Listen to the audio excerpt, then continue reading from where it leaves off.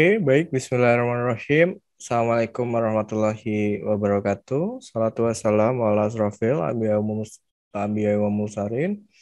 Sayyidina wa maulana Muhammadin amma ba'du. Baik, rekan mahasiswa. Pada video kali ini kita akan belajar tentang data dari makroekonomi. Topik bahasan pada video kali ini adalah yang pertama, mungkin kita akan melihat ya kondisi pertumbuhan ekonomi Indonesia saat ini atau kuartal 2 tahun 2021. Kemudian kita akan membahas apa itu GDP, GNP, GDP per kapita, dan yang terakhir ada purchasing power parity. Kemudian selanjutnya kita juga akan membahas apa itu Consumer Price Index atau CPI ya, bahasa Indonesianya itu mungkin indeks harga konsumen. Kemudian kita akan membahas apa itu pengangguran atau tingkat pengangguran ya. Yang selanjutnya ada kekakuan upah dan kebijakan terkait pengupahan. Ini adalah materi yang akan kita pelajari pada video kali ini. Oke. Kita akan masuk ke pertumbuhan ekonomi Indonesia triwulan 2 tahun 2021 ya. Ini data termasuk cukup baru. Dia rilis 5 Agustus 2021. Oke. Jika kita lihat pada gambar ini saya tambahkan ya.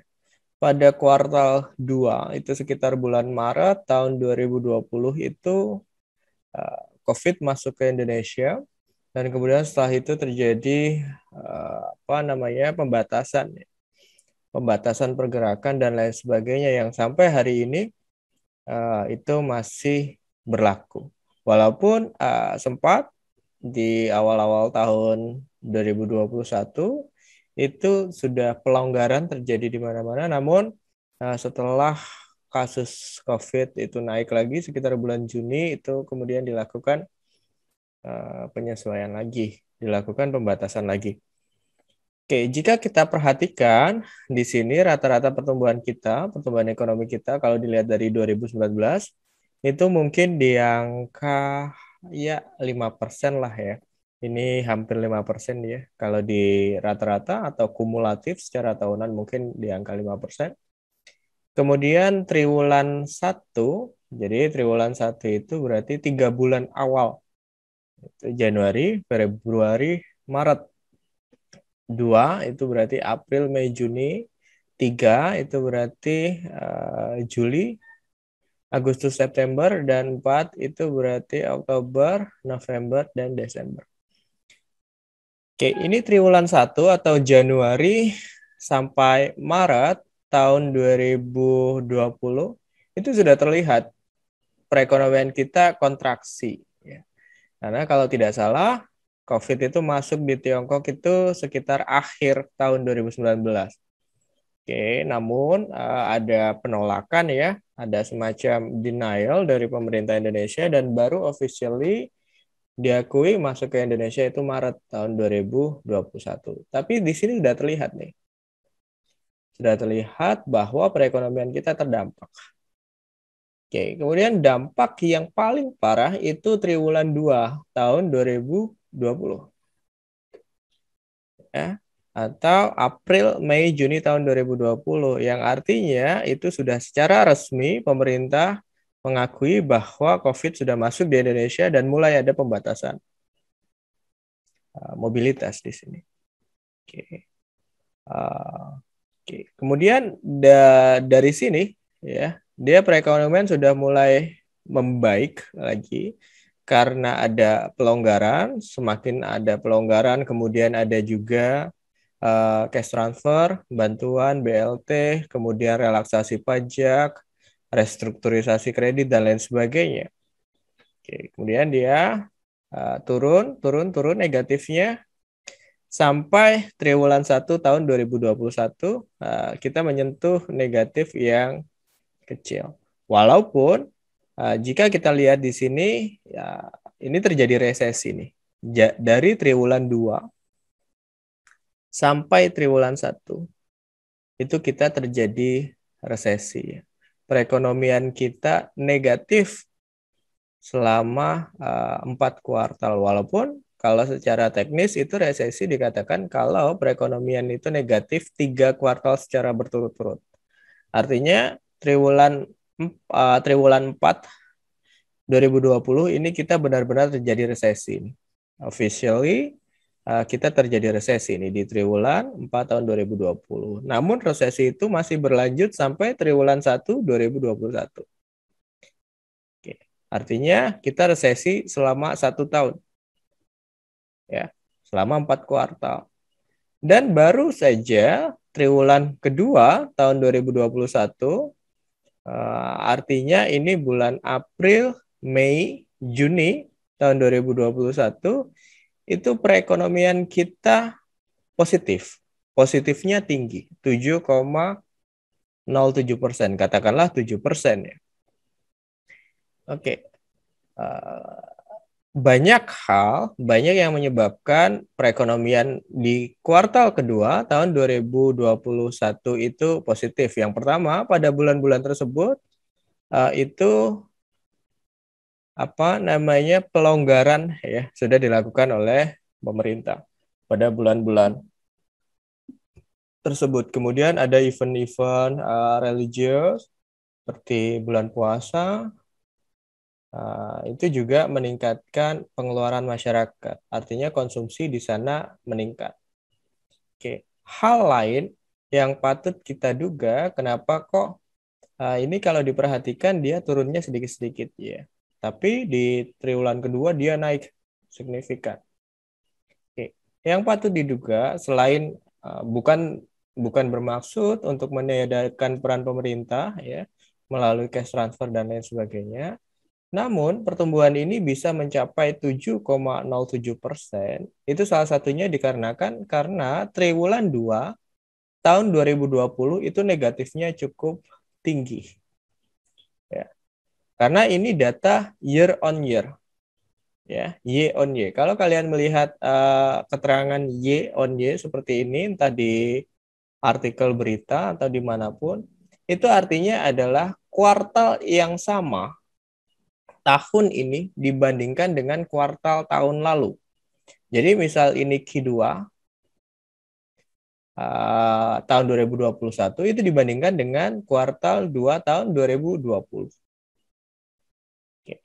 Misal kuartal ini nilai ekonomi kita ya, misal kuartal lalu ekonomi kita itu di angka 900 juta.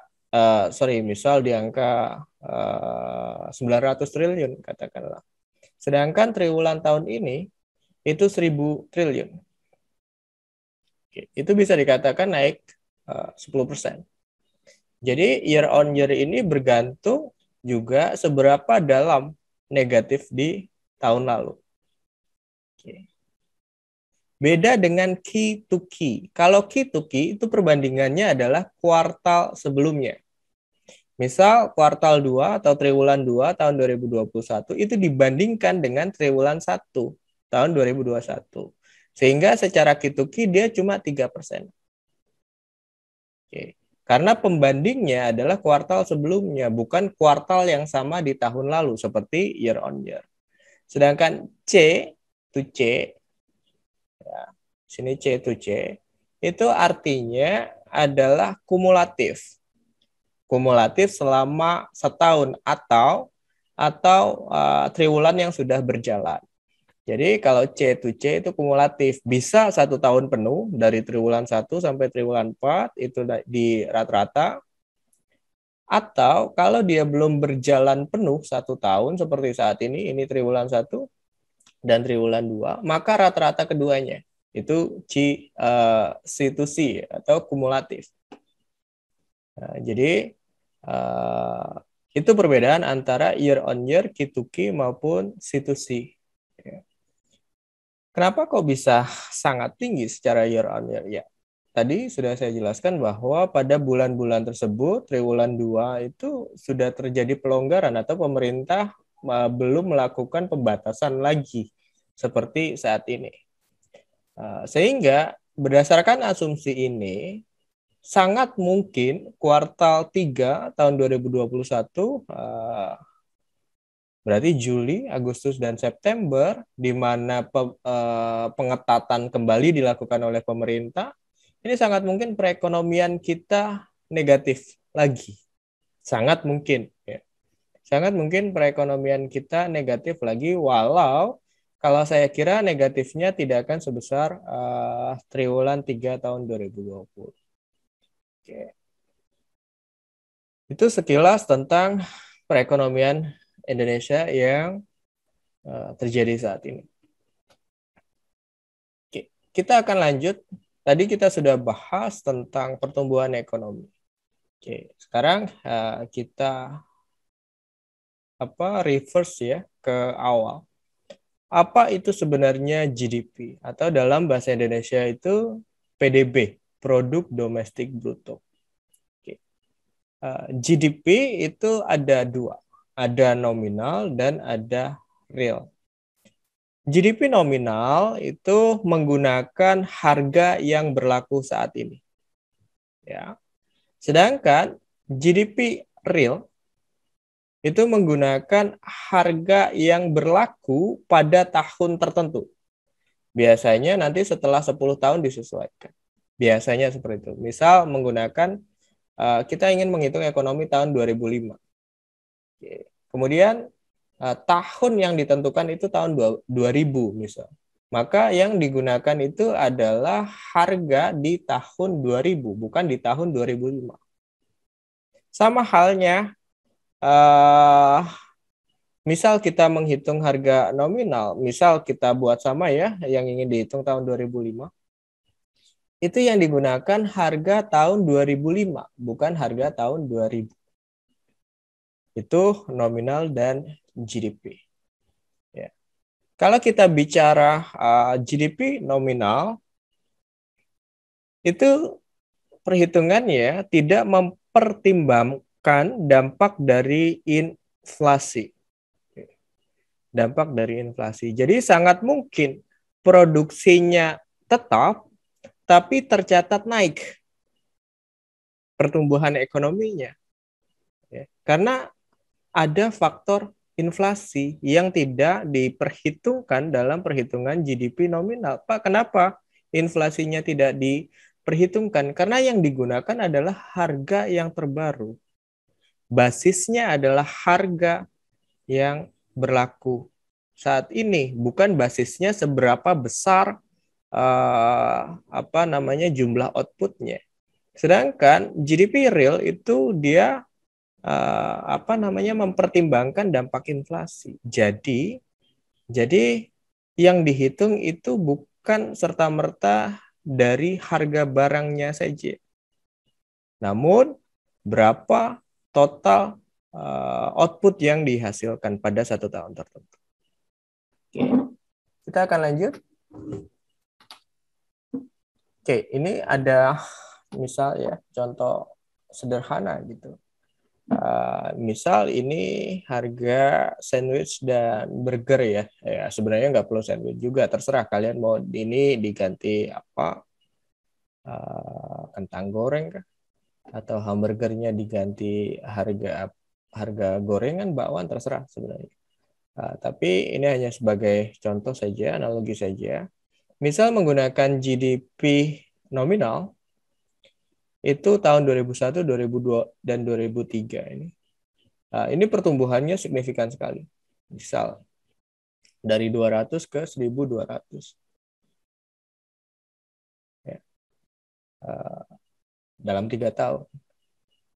Sedangkan jika menggunakan GDP real, karena dia yang dihitung berdasarkan kuantitas yang dihasilkan, bukan berdasarkan harga, itu kenaikannya dari 200 ke 500.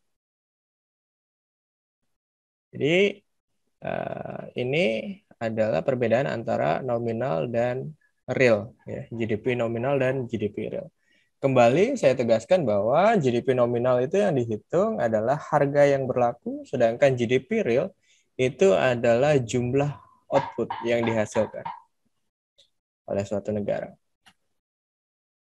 Oke, kemudian selanjutnya ada deflator. GDP deflator ini merupakan nilai pembagi antara nilai pembagian antara GDP nominal dan GDP real. Itu disebut GDP deflator. GDP deflator ini adalah tingkat inflasi, ya. Adalah tingkat kenaikan harga. Pak, apakah tingkat penaikan harga atau inflasi dihitung berdasarkan deflator? Deflator bisa digunakan untuk menghitung tingkat inflasi. Namun yang umum digunakan bukan deflator, melainkan CPI atau indeks harga konsumen, Consumer Price Index. Nanti saya jelaskan apa itu CPI.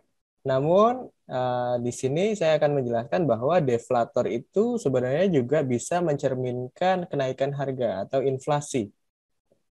Ya. Namun yang umum digunakan untuk menghitung inflasi itu adalah CPI. Oke, kita lanjut. GDP versus GNP. Mungkin kalian pernah dengar istilah ini, Gross Domestic Product dan Gross National Product. Sebenarnya dari namanya saja kita sudah bisa mengira nih, yang satu domestik, yang satu nasional. Kalau kita bicara gross domestic product, maka yang menjadi basis adalah wilayah suatu negara, ya, atau geografis suatu negara. Misal di sini saya gambarkan ini domestik dan luar negeri, ya. Ini ada warga negara Indonesia, ada warga negara asing yang bekerja di Indonesia. Kemudian ini ada warga negara Indonesia yang bekerja di luar negeri dan warga negara asing yang bekerja di negara mereka. Misalnya. Bagaimana cara kita menghitung GDP?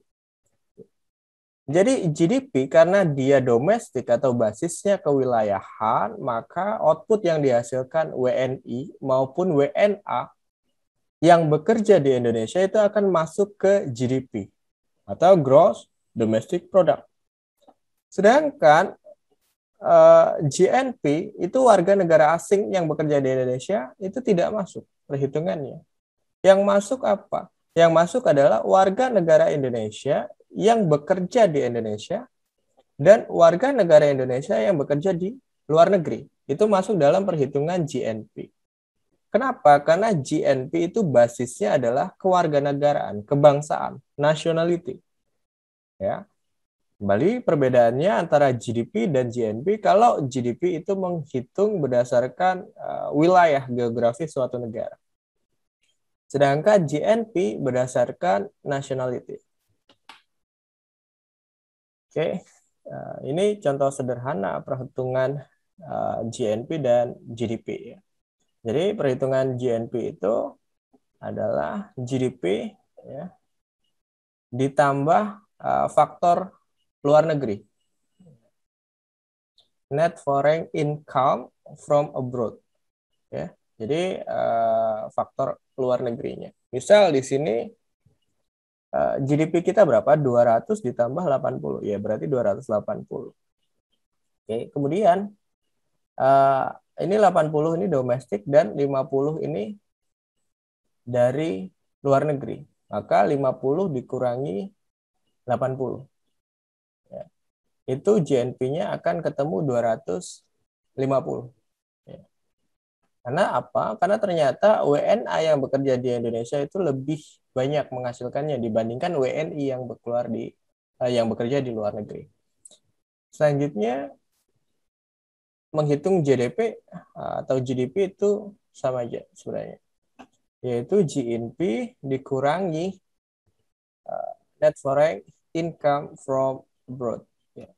Artinya dikurangi faktor-faktor yang berasal dari luar negeri, sehingga hasilnya menjadi seperti ini. Oke. Saya kira itu perbedaan antara GDP dan GNP. kita akan lanjut, kita akan bahas GDP per kapita dan GDP PPP atau Purchasing Power Parity.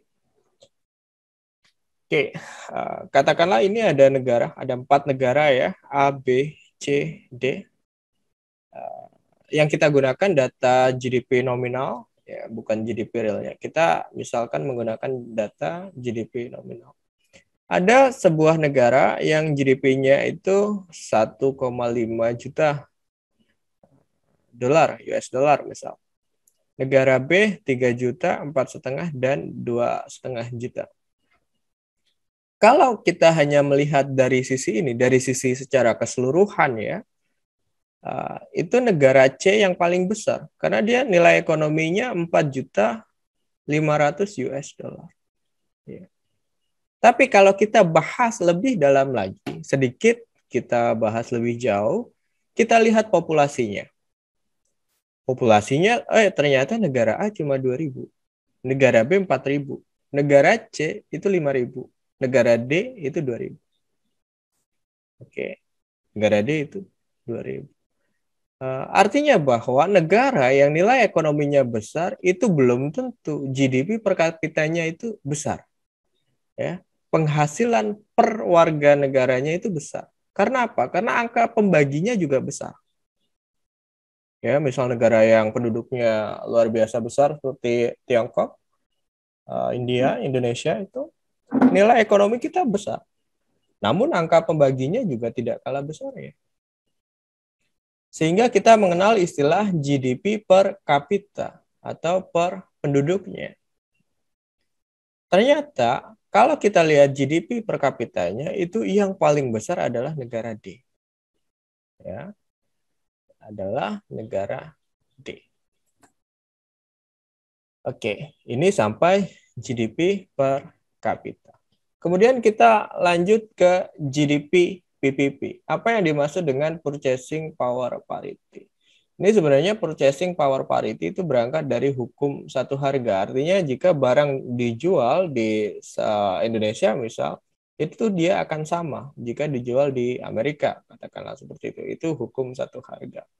Namun pada saat ini saya akan menjelaskan bagaimana tingkat kemahalan di suatu negara. Caranya adalah dengan menggunakan indeks Big Mac, itu yang paling umum digunakan. Big Mac itu hamburger itu ya, hamburger Big Mac itu. Karena kenapa Big Mac yang digunakan? Karena ini adalah salah satu produk yang tersedia di hampir seluruh negara di dunia. Itu bisa digunakan sebagai indikator untuk membandingkan bagaimana harganya antar negara. Oke, jadi katakanlah itu harga Big Mac di negara A itu 5 dolar, B 5,5, C itu 6,5 dan D 8,5 dolar. Oke, maka harga rata-rata Big Mac di dunia itu sekitar 6,375 dolar. 6,375 dolar ya.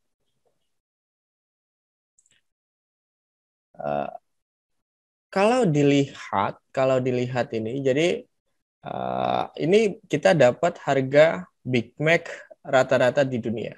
Oke. Kalau kita kita bandingkan di sini ya. Ini GDP per kapita dibelikan Big Mac. Ya. Dia dapat 150 Big Mac. Kemudian ini sama. Dia dapat 136 Big Mac. Oke, kemudian ini 900 dibagi harga Big Mac di negaranya, dia dapat 138. Dan ini 1.200 dibagi harga Big Mac di negaranya, dia dapat 141. Ya. Dengan menghitung harga rata-rata Big Mac dunia, kita bisa mengalihkan nih nilainya di sini. Dia dapat 150 Big Mac ya, karena harga di negaranya 5 dolar.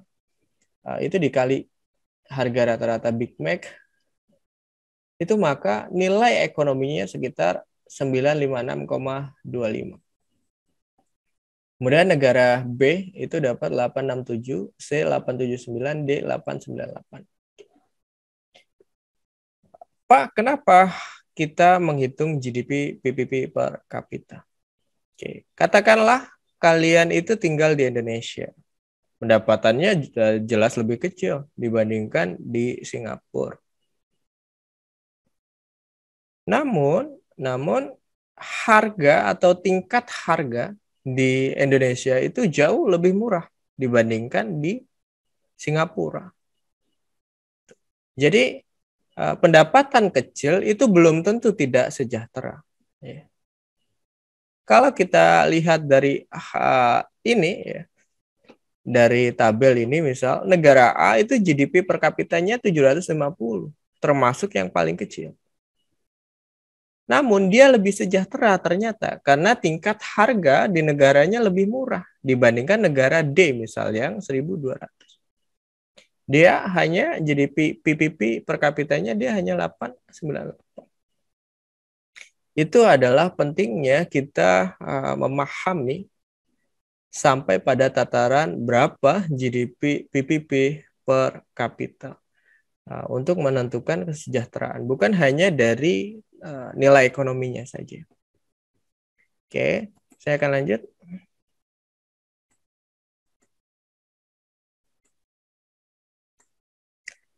Oke, dalam perhitungan GDP sebuah negara gitu ya, dalam perhitungan pendapatan nasional itu umumnya ada 3 pendekatan. Yang pertama pendekatan produksi. Oke, pendekatan produksi itu berdasarkan jumlah atau tingkat produksi barang dan jasa yang didapat dari suatu negara atau yang dihasilkan suatu negara pada periode tertentu ya. Kemudian yang kedua, selain pendekatan produksi adalah pendekatan pendapatan. Pendekatan pendapatan itu rumusnya seperti ini. Jadi pendapatan nasional itu sama dengan W, upah, kemudian R, sewa, I itu bunga ya, dan P itu profit. Namun yang umum digunakan adalah pendekatan pengeluaran atau expenditure approach. Apa rumusnya? Jadi pendapatan nasional itu merupakan penjumlahan dari konsumsi, investasi, pengeluaran pemerintah, dan yang terakhir adalah net export, yaitu apa namanya perbandingan antara nilai ekspor dan impor suatu negara. Oke. Kita akan fokus ke pendekatan pengeluaran atau expenditure approach. Expenditure approach itu punya beberapa item. Yang pertama ada konsumsi ya atau C. Konsumsi itu berisi apa? Berisi konsumsi barang tidak tahan lama atau non-durable goods, kemudian barang tahan lama atau durable goods, dan yang terakhir adalah jasa. Kemudian yang kedua investment. Investment itu terdiri dari non-residential fixed investment, ya, investasi non perumahan, ya, bisa investasi berupa alat-alat teknologi untuk produksi tanaman dan lain sebagainya. Ada juga investasi ya perumahan. Yang terakhir adalah perubahan inventory. Kemudian government purchase, karena ini contohnya saya ambil dari bukunya MenQ, dia menggunakan contoh di Amerika Serikat. Mungkin kalau di Indonesia ini tidak ada ya federal dan state, yang ada ya pengeluaran pemerintah pusat dan daerah. Kemudian yang terakhir net export itu pengurangan antara ekspor dan import. Kalau ekspornya itu lebih besar, berarti kita surplus. Sedangkan kalau importnya yang lebih besar, itu berarti kita defisit. Oke, kita lanjut ke CPI. Oke, CPI itu dia adalah perhitungan keranjang barang tertentu, ya. Keranjang barang tertentu pada 1 tahun. Kemudian secara rumus, misal pada keranjang itu berisi harga apel dan harga jeruk. Misal harga apel tahun 2021, 5 kali harga apel tahun 2001 ditambah 2 kali harga jeruk tahun 2021 dibagi dengan 5 kali harga apel di tahun 2020 dan 2 kali harga jeruk di tahun 2020.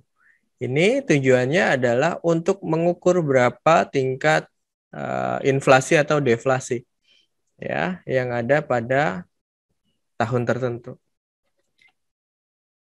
Oke, berdasarkan dari ini kita melihat ada kemiripan antara CPI dan deflator ya. Kita melihat ada kemiripan. Kemudian apa perbedaan antara keduanya? Kalau deflator tadi kita membandingkan antara GDP nominal ya. Kita nilai GDP nominal kita bagi real. Sedangkan kalau CPI ini harga yang terbaru dibandingkan harga dengan tahun lalu. Oke, perbedaan antara keduanya adalah kalau kita CPI itu hanya menghitung harga barang dan jasa yang benar-benar dibeli oleh konsumen. Ya. Sedangkan deflator dia menghitung barang yang dihasilkan.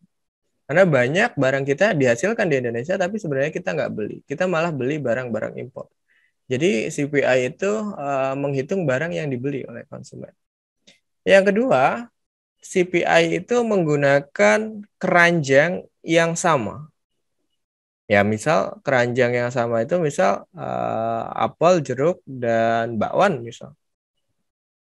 Ya udah sepanjang tahun itu yang dihitung. Sedangkan deflator itu sangat mungkin berubah-ubah keranjangnya yang dihitung atau item yang dihitung itu sangat mungkin berubah-ubah tergantung apa yang diproduksi pada tahun tersebut. Ya. Nah, itu perbedaan antara CPI dan deflator. Yang umum digunakan, keduanya ini bisa digunakan untuk menghitung inflasi. Namun yang umum digunakan itu adalah CPI atau Consumer Price Index atau indeks harga konsumen. Oke. Kita masuk ke unemployment atau pengangguran. Sebelum itu kita akan membahas apa itu employed ya, pekerja, kemudian apa itu unemployed dan apa itu not in labor force. Ya. Tidak termasuk di angkatan kerja. Oke, yang dikatakan orang bekerja adalah mereka yang pada saat dilakukan survei ya, itu sebagai pekerja yang berbayar atau dia bekerja di bisnisnya sendiri, wirausaha ya. Atau dia bekerja sebagai orang yang tidak dibayar. Ya, ini hampir sama ya dalam bisnis keluarganya. Oke. Atau juga mereka yang secara temporer sedang tidak bekerja, misal karena sakit atau karena sedang liburan atau karena cuaca buruk, cuaca tertentu, misal pada masa-masa tertentu itu nelayan tidak ke laut, dia masih dihitung sebagai orang yang bekerja. Yang kedua adalah unemployed atau orang yang tidak bekerja.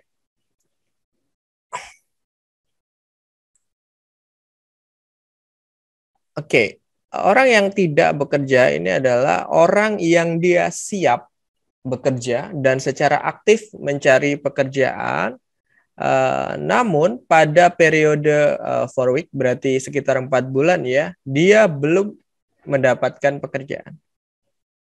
Oke.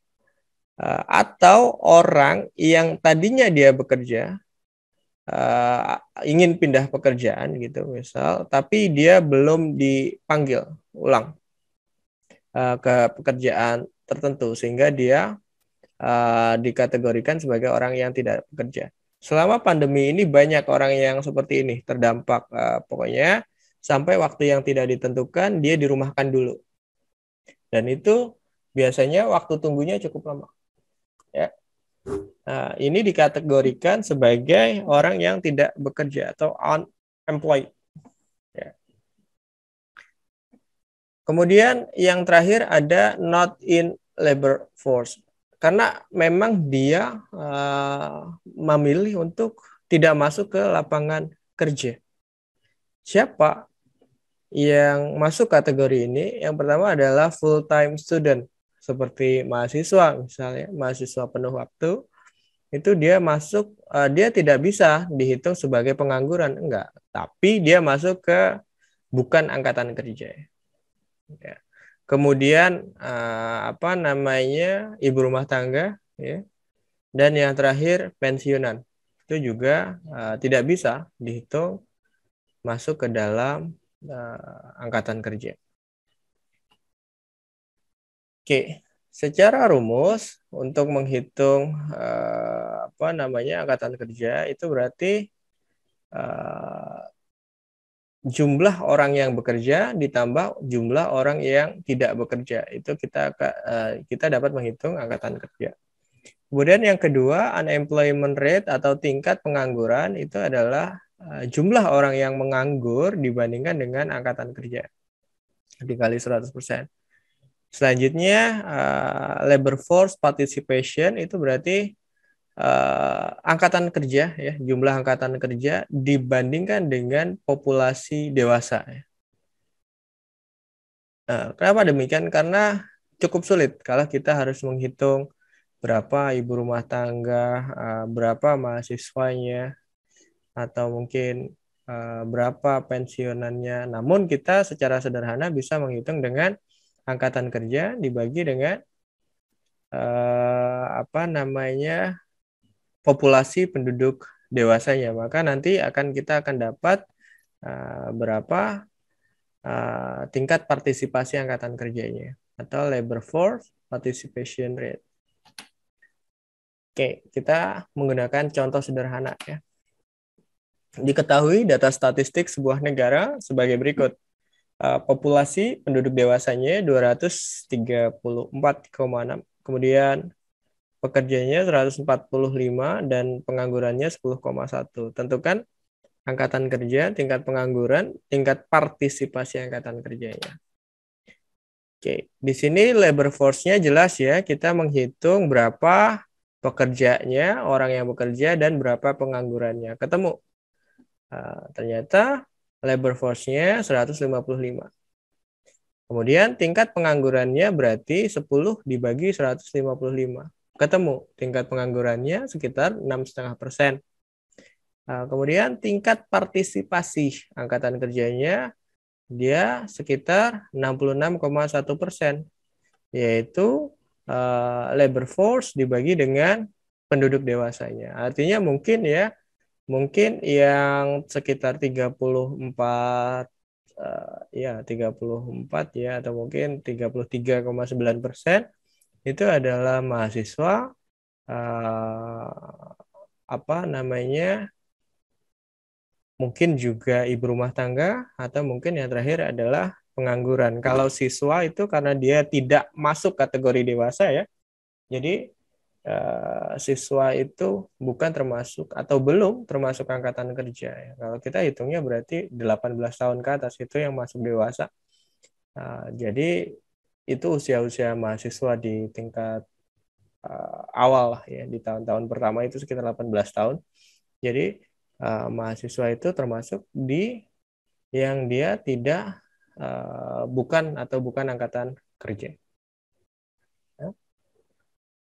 Kita lanjut. Oke. Pengangguran itu apa namanya? Ada beberapa hal yang perlu kita bahas dari pengangguran ini. Yang pertama ada frictional unemployment, yaitu atau pengangguran yang disebabkan karena dia sedang mencari pekerjaan saja. Artinya dia tidak akan selamanya seperti itu. Dia hanya butuh waktu tertentu untuk mendapatkan sebuah pekerjaan. Yang kedua, unemployment insurance atau unemployment benefit. Ini adalah program atau benefit tertentu yang diberikan kepada pekerja ya. Kepada para pengangguran. Kenapa benefit ini diberikan? Salah satu tujuannya agar tidak terjadi demand shock. Ya. Penurunan pendapatan, misal tadinya dia bekerja di gaji 3 juta katakanlah per bulan. Namun setelah dia menganggur, itu dia masih mendapatkan uang dari negara itu sebesar 1 juta katakanlah, atau di angka 30% dari upah dia saat bekerja. Itu salah satu contoh unemployment benefit atau unemployment insurance. Hal-hal seperti ini itu diterapkan misal seperti di Amerika ya. Di Indonesia itu selama pandemi juga mulai diterapkan walaupun sifatnya dia tidak terus-menerus ya. Ada jangka waktu tertentu. Itu pengangguran itu diberikan insentif dari pemerintah. Kemudian yang terakhir ada structural unemployment. Apa yang dimaksud dengan pengangguran struktural ini, yaitu fundamental mismatch ya antara orang yang ingin bekerja, antara angkatan kerja dan jumlah pekerjaan yang tersedia. Oke. Jika digambarkan pada suatu kurva, itu misal di sini ini adalah kurva demand. Kurva demand ya. Ini supply-nya. Angkatan kerja kita anggap dia sifatnya kita buat garis lurus di sini atau garis vertikal ini karena dia tidak terpengaruh dengan real wage ya. Kalau upahnya tinggi itu tidak serta-merta supply-nya bisa tinggi karena supply angkatan kerja itu dia tidak akan berpengaruh dengan tingkat harga.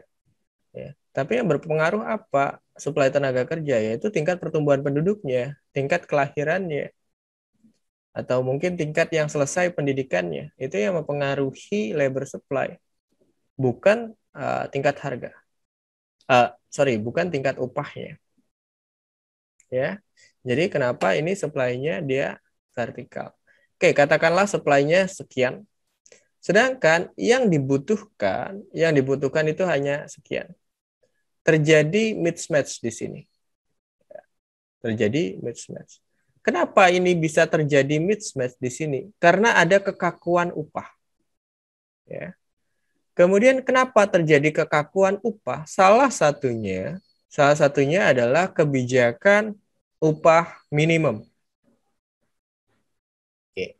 Kebijakan upah minimum yang saat ini hampir semua negara itu menerapkan kebijakan upah minimum. Walaupun ada beberapa negara yang tidak menerapkan ini. Misal seperti Singapura, dia tidak punya upah minimum seperti di Indonesia. Ya.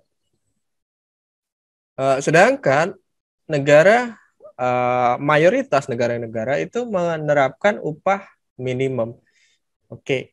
Upah minimum ini menyebabkan yang kita sebut dengan pengangguran struktural atau ketidaksesuaian antara jumlah supply dan demand dari tenaga kerja itu sendiri. Pak, kemudian kenapa kalau upah minimum itu menyebabkan pengangguran struktural, kenapa hal itu masih ada? Itu bahasannya akan panjang sekali. Karena itu bergantung dengan kebijakan pemerintah. Bergantung dengan politik, bergantung dengan keamanan sebuah negara. Seperti tahun lalu kalau tidak salah itu juga ada demo besar-besaran waktu terjadi revisi undang-undang yang salah satunya membahas tentang tenaga kerja.